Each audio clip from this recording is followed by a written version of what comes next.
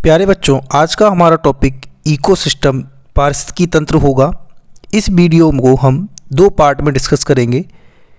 पहले पार्ट में हम 15 क्वेश्चंस को डिस्कस करेंगे, बाकी अगले पार्ट में शेष 15 क्वेश्चंस को डिस्कस करेंगे। ये सभी क्वेश्चंस हमारे विभिन्न प्रीवियस टीचिंग एग्जाम में पूछे गए हैं। तो आइए बिना कुछ देर किए हुए बढ़ते हैं अपने पहले प्रश्न की तरफ। निम्न में से कौन सा क्रम पारिस्थितिक तंत्र में ऊर्जा प्रवाह के संबंध में सही है?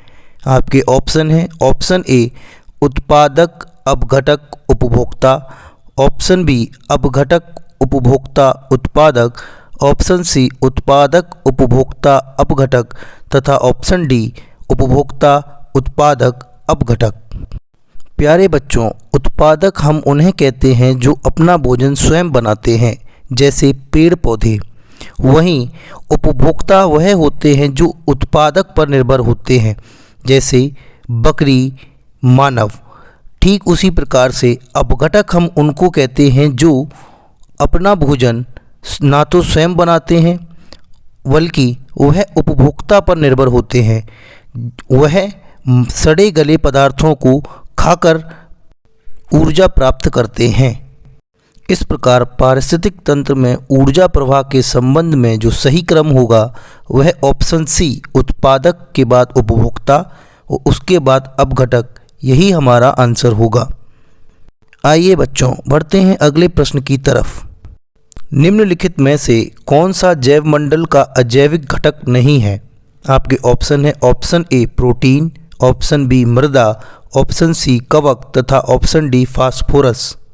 प्यारे बच्चों, सजीव पदार्थों को जैविक घटक जबकि निर्जीव पदार्थों को अजैविक घटक कहा जाता है। प्रोटीन, मृदा तथा फास्फोरस यह तीनों जैविक घटक ना होकर अजैविक घटक होते हैं, जबकि कवक अपने आप में एक सजीव पदार्थ है, तो यह जैविक घटक हुआ। इस प्रकार इस प्रश्न का सही उत्तर ऑप्शन सी कवक होगा। आइए बिना किसी देर के हम लोग बढ़ते हैं अपने नेक्स्ट क्वेश्चन की तरफ। घास भूमि क्षेत्र के पारितंत्र की खाद्य श्रृंखला में सबसे उच्च स्तर के उपभोक्ता होते हैं। आपके ऑप्शन है। ऑप्शन ए शाकाहारी, ऑप्शन बी मांसाहारी, ऑप्शन सी जीवाणु तथा ऑप्शन डी मांसाहारी या शाकाहारी। प्यारे बच्चों, घास भूमि क्षेत्र की खाद्य श्रृंखला की बात की जाए तो हम सब जानते हैं कि घास फूस को हिरण या बकरी खाती है और हिरण और बकरी को शेर खाता है। इस प्रकार उच्च स्तर का उपभोक्ता शेर हुआ और शेर एक मांसाहारी जीव होने के कारण इस प्रश्न का उत्तर ऑप्शन बी मांसाहारी होगा। आइए बढ़ते हैं अगले प्रश्न की तरफ। पारिस्थितिक तंत्र में ऊर्जा का मुख्य स्रोत है। आपके ऑप्शन है। Option A ATP, option B सूर्य प्रकाश, ऑप्शन सी डीएनए तथा ऑप्शन डी आरएनए। प्यारे बच्चों, इस प्रश्न का सही उत्तर ऑप्शन बी सूर्य प्रकाश होगा, क्योंकि सूर्य का प्रकाश पृथ्वी के पारिस्थितिक तंत्र की ऊर्जा का एकमात्र स्रोत है। आइए बढ़ते हैं अगले प्रश्न की तरफ। किसी खाद्य श्रृंखला में शाकाहारी होते हैं। आपके ऑप्शन है। ऑप्शन ए प्राथमिक उत्पादक, ऑप्शन बी प्राथमिक उपभोक्ता, ऑप्शन सी द्वितीयक उपभोक्ता तथा ऑप्शन डी अपघटनकर्ता। प्यारे बच्चों, उत्पादकों से जो सीधे जुड़े हुए होते हैं उन्हें हम प्राथमिक उपभोक्ता कहते हैं। उदाहरण के तौर पर हिरण प्राथमिक उपभोक्ता होता है क्योंकि यह पेड़ पौधों पर सीधा निर्भर होता है और हिरण अपने आप में एक शाकाहारी जीव है। इस प्रश्न का सही उत्तर ऑप्शन बी प्राथमिक उपभोक्ता होगा। आइए बढ़ते हैं अगले प्रश्न की तरफ। भूपारिस्थितिकीय तंत्र में ऊर्जा का महत्वपूर्ण स्रोत है। आपके ऑप्शन है। ऑप्शन ए सूर्य, ऑप्शन बी पृथ्वी, ऑप्शन सी चंद्रमा तथा ऑप्शन डी शुक्र। आप सब जानते हैं ऐसा प्रश्न हम लोग पिछला क्वेश्चन कर चुके हैं। इस प्रश्न का सही उत्तर ऑप्शन ए सूर्य होगा, क्योंकि भूपारिस्थितिकी तंत्र में ऊर्जा का एकमात्र स्रोत सूर्य होता है। आइए बढ़ते हैं अगले प्रश्न की तरफ। जब एक जीव लाभ लेता है बगैर दूसरे सहवासी जीव को प्रभावित किए तो कहलाता है। आपके ऑप्शन है ऑप्शन ए परजीवी, ऑप्शन बी सहभोजी, ऑप्शन सी मृतोपजीवी तथा ऑप्शन डी सहजीवी। प्यारे बच्चों, सहभागिता या सहभोजी एक ऐसा संबंध है जिसमें एक जीव को तो लाभ होता है किंतु दूसरे जीव को हानि नहीं होती। इस प्रकार इस प्रश्न का उत्तर ऑप्शन बी सहभोजी होगा। आइए बढ़ते हैं अगले प्रश्न की तरफ।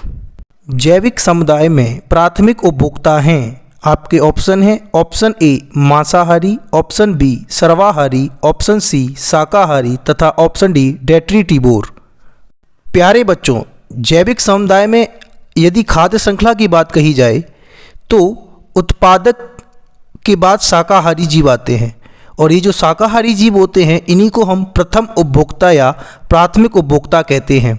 उत्पादक की बात कही जाए तो हम सब जानते हैं कि पेड़ पौधे जो कि भोजन अपना स्वयं बनाते हैं उन्हें उत्पादक कहते हैं और पेड़ पौधों को भोजन के रूप में लेने वाले जीव प्रथम उपभोक्ता कहलाते हैं जो कि शाकाहारी होते हैं। अर्थात इस प्रश्न का उत्तर ऑप्शन सी शाकाहारी हुआ। आइए बढ़ते हैं अगले प्रश्न की तरफ। निम्न में कौन सर्वाधिक उत्पादक पारिस्थितिकी तंत्र है? आपके ऑप्शन है ऑप्शन ए उष्णकटिबंधीय वर्षावन, option B tundra, option C savanna तथा ऑप्शन डी मरुस्थल।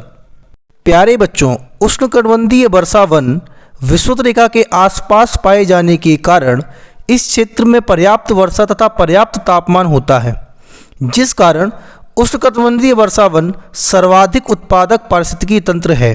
अर्थात इस प्रश्न का उत्तर ऑप्शन ए उष्णकटिबंधीय वर्षावन होगा। आइए बढ़ते हैं अगले प्रश्न की तरफ। निम्नलिखित में किस एक प्राणी को किसान का मित्र कहा जाता है? आपके ऑप्शन है ऑप्शन ए चींटी, ऑप्शन बी केंचुआ, ऑप्शन सी मधुमक्खी तथा ऑप्शन डी तितली। प्यारे बच्चों, यह प्रश्न बहुत ही आसान है, लगभग सभी बच्चों को इसका आंसर पता होगा। केंचुआ वह जीव है जिसे किसानों का मित्र कहा जाता है क्योंकि केंचुआ नीचे की मिट्टी को ऊपरी सतह तक लाने का कार्य करते हैं जिससे मिट्टी और अधिक उपजाऊ हो जाती है। अर्थात इस प्रश्न का उत्तर ऑप्शन बी केंचुआ है। आइए बढ़ते हैं अगले प्रश्न की तरफ। पर्यावरण की परिभाषा क्या है? आपके ऑप्शन है ऑप्शन ए एबायोटिक एवं बायोटिक घटक, ऑप्शन बी समुद्र तल के नीचे पृथ्वी पर वस्तुएं, ऑप्शन सी चीज़ें जो हमको घेरती हैं तथा ऑप्शन डी उपरोक्त में से कोई नहीं। प्यारे बच्चों, जैसा कि हम सब जानते हैं कि जो पर्यावरण है इस पर्यावरण में हमें जैविक और अजैविक घटक देखने को मिलते हैं। जैविक घटक में सभी जीवित पदार्थों को तथा अजैविक घटक में सभी निर्जीव पदार्थों को रखा गया है। इस प्रकार इस प्रश्न का सही उत्तर ऑप्शन ए एबायोटिक एवं बायोटिक घटक होगा। आइए बढ़ते हैं अगले प्रश्न की तरफ। निम्नलिखित में कौन द्वितीय श्रेणी का उपभोक्ता है? आपके ऑप्शन है ऑप्शन ए हाथी, ऑप्शन बी सांप, ऑप्शन सी शेर तथा ऑप्शन डी बकरी। प्यारे बच्चों, हाथी और बकरी प्रथम श्रेणी के उपभोक्ता हैं, सांप द्वितीय श्रेणी का उपभोक्ता है जबकि शेर तृतीय श्रेणी का उपभोक्ता है। इस प्रकार इस प्रश्न का सही उत्तर ऑप्शन बी सांप हुआ। आइए बढ़ते हैं अगले प्रश्न की तरफ। पारिस्थितिकी तंत्र का उदाहरण है। आपके ऑप्शन है ऑप्शन ए वायु, ऑप्शन बी तालाब, ऑप्शन सी जल तथा ऑप्शन डी मृदा। प्यारे बच्चों, तालाब एक जलीय पारिस्थितिकी तंत्र का उदाहरण है क्योंकि तालाब में जैव अजैव तत्वों के साथ साथ जीव जंतुओं तथा पेड़ पौधों की उपस्थिति होती है। इस प्रश्न का सही उत्तर ऑप्शन बी तालाब होगा। आइए बढ़ते हैं अगले प्रश्न की तरफ।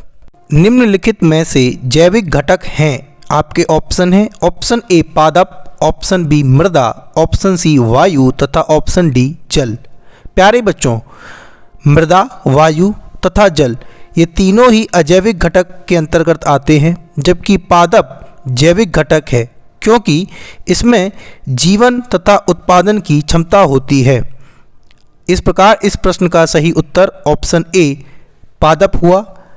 प्यारे बच्चों, बढ़ते हैं अपने आज के आखिरी क्वेश्चन की तरफ। हमारे पर्यावरण में किस गैस का सबसे अधिक सांद्रण है?